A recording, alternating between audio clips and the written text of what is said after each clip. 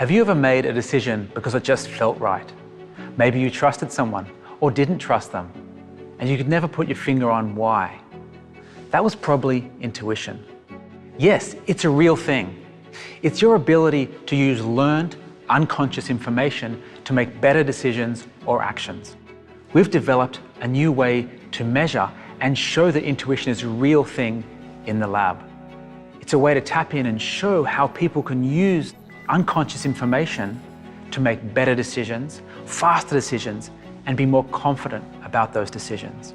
We verify this work through a range of different experiments using behavioral data, physiological data, and mathematical models. In the 10 years since I started working on intuition, I've developed a model that explains what intuition is and how to use it. From this model, I've developed 5 simple and easy to follow rules that can help our everyday decision making. First rule is about emotion, and that you should never use your intuition if you're emotional. That includes positive emotion or negative emotion. The second rule is to only use your intuition for things you have experience of.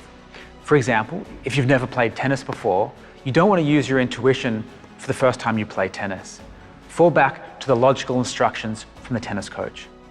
The third rule is don't use your intuition for primal brain urges, for motivational things that can be addictive, like social media, gambling, drugs, alcohol. These things can create an urge, a drive that you want more, and it can feel a lot like intuition, but it's not intuition. Fourth, don't use your intuition for anything surrounding probabilities.